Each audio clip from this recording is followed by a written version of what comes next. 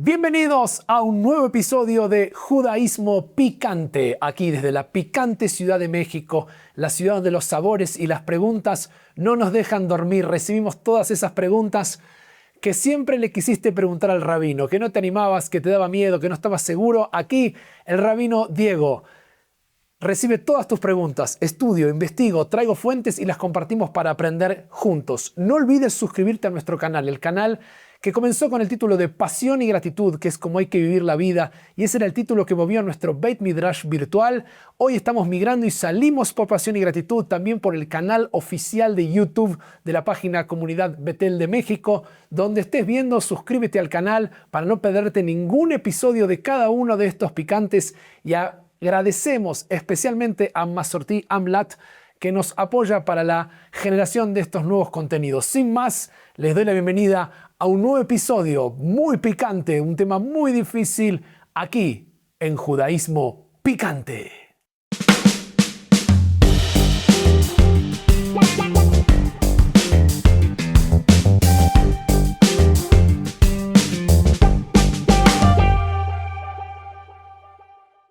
Muy bien, como hacemos en cada episodio, y voy a mirar a la cámara de aquí, vamos a empezar con el picante como corresponde. Ya me han dicho en algunos videos anteriores que me dijeron, ¿por qué no dices la brajá? Es que en realidad que es la bendición. Porque yo vengo comiendo un poco desde antes que se empiece. O sea, voy comiendo porque pica tanto el tema que voy como preparándome.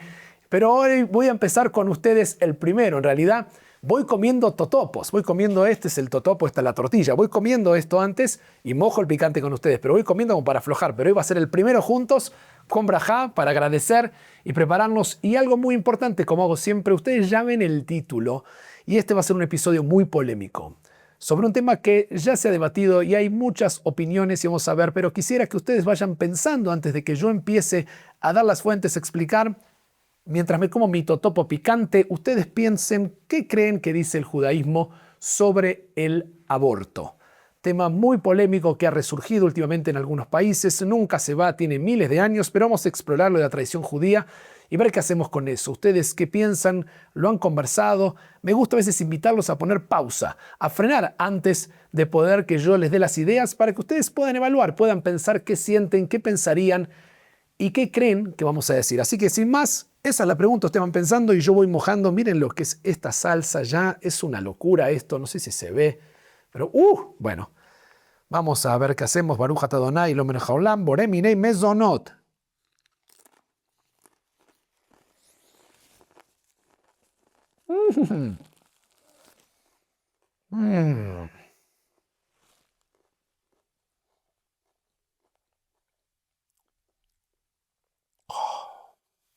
Pica, pica, pica en serio.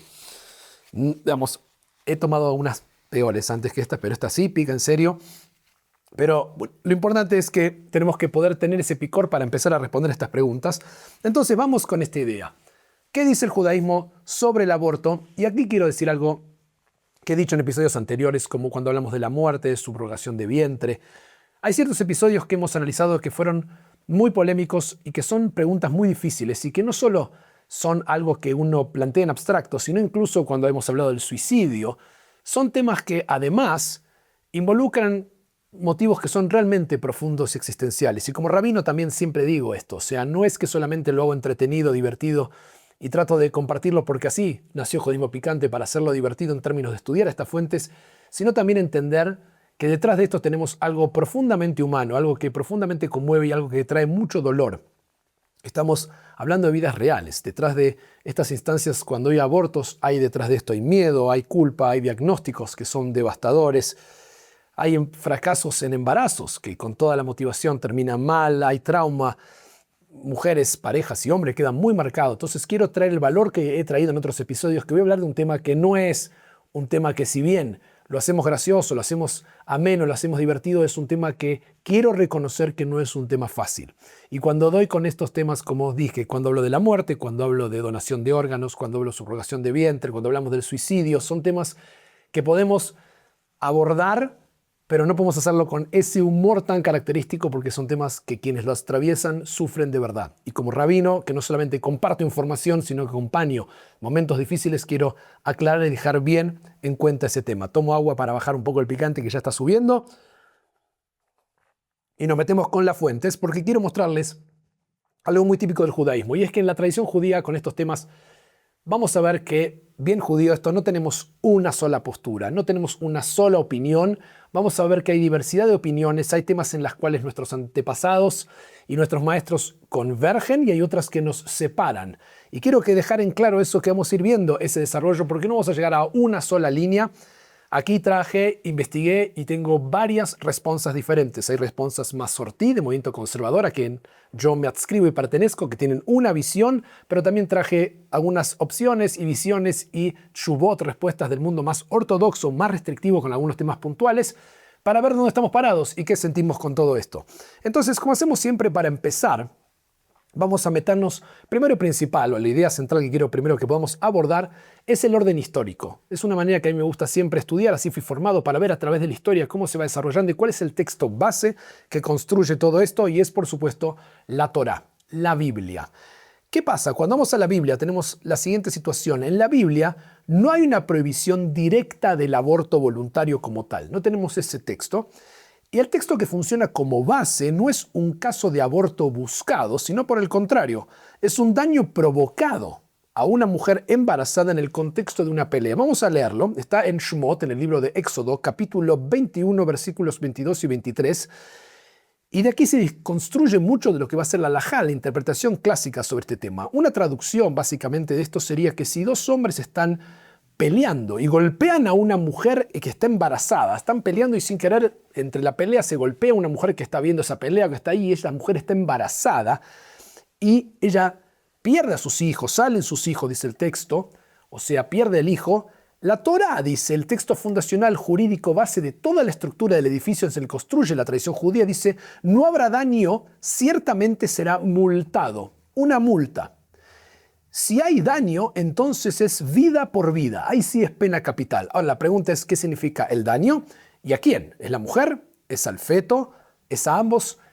Así se plantea en la Torá. Y la respuesta, ¿cómo surge? La lectura rabínica clásica que determina justamente cómo queda la halajá. Es decir, nosotros leemos los textos, siempre digo lo mismo, que están en la Torá, pero cuando los ponemos en práctica los judíos, no somos judíos bíblicos, somos judíos talmúdicos. Dependemos de la lectura que nuestros sabios, los rabinos de la Mishnah, de la Gemara, del Talmud, hicieron del texto bíblico. Cuando leen este texto, entienden que el daño decisivo no es el del feto, tomando esta fuente, sino el de la mujer. Si hubo pérdida del embarazo, hay una multa. Pero si hubo una muerte de la mujer, entramos en la categoría de vida por vida. Esa es la línea que van a seguir nuestros intérpretes, incluido ni más ni menos que Rashi y la exégesis, es decir, la lectura rabínica clásica. Esto ya nos obliga a decir algo muy importante desde el comienzo, y es que la halajá no equipara entonces de manera simple o directa, hay una asimetría aquí entre la pérdida del feto con el homicidio de una persona nacida. Entonces, si hay una multa, la multa implica que no es vida por vida, pero si la mujer muere, ahí sí. Entonces, lo que vemos aquí es que, nuevamente, y vamos a ver esto una y otra vez porque va a ser el kit de la cuestión en todo esto, no es que no importa la mamá o el feto, no dice que esto es trivial, dice otra cosa, dice que el estatus jurídico del feto no es idéntico al de lo que es una nefesh nacida, es decir, a una persona que está afuera del vientre, no tiene desde el punto de vista de la tradición jurídica el mismo estatus que una persona que está adentro de un vientre. Eso es la diferenciación, y por eso uno, si sufres una multa, pero otro es pena capital. Si mataste a una persona, hiciste un homicidio. Pero si se perdió el feto, que no es considerada jurídicamente en la estructura lógica de lo que estamos viendo como una persona que está afuera, no es un homicidio, tiene que pagar una compensación, tiene que haber una multa. Entonces, esto va a ser el tema central que va a diferenciar y que va a atravesar todo este tema. Y quiero dejarlo en claro para que se entienda aquí y ahora. Lejatjila, que es un término halágico, quiere decir a priori, condición a priori, el judaísmo tradicional en casi todas sus fuentes no está a favor del aborto. A priori, bediavad, que es a posteriori, es decir, después del caso, hay una permisibilidad, se puede evaluar y es lo que vamos a empezar a ver, pero tenemos que ir viendo caso por caso para entender este desglose. Entonces, a priori no hay una condición en la cual decimos sí, somos pro este tema. lo consideramos, pero tenemos que ver ese desglose y si entendemos esto vamos a entender todo el tema sobre el judaísmo picante. ¿Qué pasa con esto? Una vez que nos movemos de la primera base que está abajo en este triángulo invertido donde vamos siempre trepando y si han visto otros episodios anteriores van a entender mi utilización del triángulo donde uno ve aquí está la Torá, después sigue la Mishnah, después sigue el Talmud, los códigos, vamos siendo de esta manera todo el desarrollo histórico. Si han entendido la parte de la Torá, nos movemos un estrata, subimos un nivel, entramos en la Mishnah, la primera obra de los rabinos alrededor del año 200 de la era común, donde se compilan ya las primeras prácticas que ya se venían haciendo de la tradición oral judía. En el año 200 aparece este texto y ahí tenemos en la Mishnah una posición fascinante sobre esto y que es una fuente que es tal vez la más directa y precisa sobre el aborto. En Ohalot 7.6, en la Mishnah, vamos a escuchar lo que dice este texto entero, porque probablemente es el corazón de todo este episodio. La Mishnah, miles de años después de la Torá, en esa distancia histórica, dice lo siguiente: si una mujer tiene dificultades para dar a luz, se corta el feto en su vientre y se lo extrae miembro por miembro, porque su vida, la de la mujer, precede a la de él, a la del feto. Pero, agrega la Mishnah, si la mayor parte ya ha salido del feto del niño, no se lo toca porque no se desplaza una vida por otra. Así como la Torah es el punto de partida y vemos que fue como una multa y no es la misma categoría, aquí ya la Mishnah lo deja mucho más claro y se ha metido en el tema con otro nivel de profundidad. Básicamente no está hablando ya en algo abstracto, está hablando de una situación extrema. Una mujer se está muriendo en el parto, dice la halajá, dice la práctica, y la Mishnah permite algo que es durísimo y es destruir el feto para salvar a la madre. O sea, la razón que da es decisiva en este caso porque su vida, la vida de la madre, precede a la vida del feto, según la Mishnah, según la práctica legal de nuestros antepasados rabínicos. No porque el feto no exista, y esto voy a ir y volver con esta idea una otra vez, porque aquí están las diferencias entre las distintas posiciones más restrictivas y las más liberales. No porque no importe la vida del feto y del niño que está o la niña que esté ahí adentro, sino porque su vida no tiene el mismo rango jurídico que el de la madre en ese momento durante el parto. La Mishnah de todas maneras pone un límite brutal y muy claro. Si la mayor parte ha salido, muchos dicen que si la cabeza ya ha salido, no se lo toca porque no se desplaza una vida por otra. O sea, antes del nacimiento, alágicamente, ¿cómo lo definimos? La madre tiene prioridad. Después de ese punto, ya no se puede sacrificar una vida por salvar la otra. Y aquí la tradición rompe esa asimetría que yo planteé al principio. Aquí la tradición trae una línea jurídica real. Esto no es sentimental, no es emocional, no es político, es práctica alágica jurídica, bien de lo que la tradición judía establece como normativa y está basada esta separación y esta línea en el nacimiento. Si nos movemos una capa más y seguimos viendo cómo se va desarrollando esta misma idea, entramos en el Talmud. El Talmud va a ir comentando sobre estas ideas y trae una de las frases más citadas en todo esto y tal vez mal entendida de todo el tema. En Sanedrín 72, folio B, Rashi comenta la Mishnah y escribe: mientras no haya salido al aire del mundo, no es una nefesh. Mientras que no, nefesh, recuerden, es persona, ser viviente. Mientras que no haya salido, hay un tema de que salió. O sea, nosotros que estamos mirando esto, estamos del otro lado de lo que era un vientre. Básicamente eso, es el estatus que marca eso. Y hay que explicar muy bien qué significa esto. La halajá, cuando dice que el feto no es una nefesh completa, no está diciendo que no es nada eso. Eso es vida en potencia. Hay vida. Lo que pasa es que lo que nos está diciendo es que no se puede hacer cualquier cosa con eso. Aquí nuevamente va a ser la idea una y otra vez de este tema. Está diciendo que no tiene el mismo estatus legal y ontológico que una persona nacida. Y eso es lo que permite que en un choque entre la vida de la madre y la del feto, la madre tenga prioridad antes del nacimiento, pero al mismo tiempo el judaísmo tampoco va a tratar al feto como si fuera un apéndice irrelevante y nada más. Como se dan cuenta, está todo el tiempo navegando en esta discusión y esa va a ser de alguna manera la conclusión que vamos a llegar, porque vamos a ver que como queda abierto es que va a tener estas distintas posiciones y uno tiene que entender cuál es la lógica de lo que se ha pensado. Por ejemplo, en Yevamot, en otra parte del Talmud, tenemos la expresión 69b. Y Yevamot 69b tenemos hasta los 40 días, dice, es como agua. Esto también hay que entenderlo bien. Básicamente no había ecografías en el mundo antiguo. La medicina del tiempo que estamos hablando era muy diferente a la de hoy. Pero lo que está diciendo no es que no hay nada, hay agua, pero quiere decir que en ciertos contextos jurídicos el embrión todavía no tiene la forma suficiente como para recibir el mismo tratamiento que en etapas posteriores. Entonces, una y otra vez van a insistir en esta idea que tenemos que ir nosotros trabajándola. El judaísmo no trata al feto como una persona nacida en sentido pleno, pero tampoco lo trata como algo que es moralmente irrelevante. Y esa posición es mucho más difícil de convertir en una consigna política y salir a legislar algo general, pero es la más fiel que tenemos de nuestras fuentes. Cuando nos movemos otra etapa más y entramos en la Edad Media, están los grandes poskim, los grandes legisladores y codificadores de ley, tal vez por excelencia el más conocido, el más clásico sea Maimónides, y Maimónides trae algo que es fascinante, construyendo sobre todo esta línea que hemos recibido y esta herencia de textos. En el Hot Rotseach, en la Halajá 1.9, él codifica la ley de Ohalot que hemos leído de la Mishnah y dice que cuando una mujer tiene dificultades en el parto, está permitido destruir el feto, o sea, lo trae nuevamente y trae una categoría, dice, es como un rodef. Un rodef quiere decir como alguien que te está persiguiendo para matarte. Esto es muy fuerte. Lo que está haciendo Maimónides no está diciendo que el feto tiene una intención, porque claramente no tiene una intención de hacerlo, no es culpable en esos términos. Lo que está diciendo es Arei u que rodef es como un rodef, es una categoría funcional jurídica dentro de la halajá, dentro de la práctica normativa del pueblo judío. La amenaza, aunque no es intencional, permite intervenir. Y esto ya nos muestra una cosa nuevamente muy judía. La halajá no trabaja solo con esencias abstractas, no es metafísica, trabaja con funciones y situaciones concretas. Cuando la vida de la madre está en riesgo, la halajá permite y puede exigir intervenir. Y eso es lo que tenemos que entender, que es el primer punto más central en todo esto sobre el aborto. La vida de la madre, en el caso del parto, si hay un peligro, tiene prioridad y se permite si la madre está en peligro.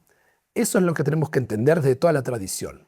Lo que va a suceder a partir de aquí es cómo se toma esa decisión. Y ahí es donde empiezan las posiciones entre las más restrictivas y las más liberales. Por ejemplo, el rabino David Bleich tiene una respuesta que es desde una posición ortodoxa y es muy importante conocerla porque él lo que dice es que el Zohar, que es un texto místico, comienza citando la destrucción del feto como algo que hace llorar al espíritu de Dios.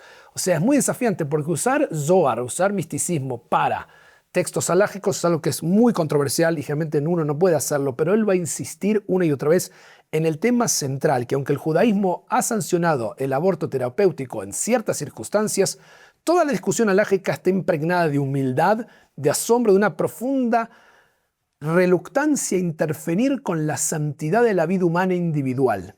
Esto es lo que va a decir porque Bleich toma el hecho que la Mishnah dice que el feto no sea un nefesh nacida, no significa que su destrucción sea moralmente liviana. En la Mishnah él saca la inferencia, dice, si la Mishnah permite destruir al feto solo cuando la vida de la madre está embarazada, entonces, en ausencia de esa amenaza, la destrucción del feto está prohibida. Esa inferencia es una base enorme de una postura muy restrictiva, porque lo que está haciendo la postura restrictiva, y existen poskim halajá, es decir, legisladores de ley, que van a estudiar y van a decir, solamente lo permiten cuando la vida de la madre está en peligro.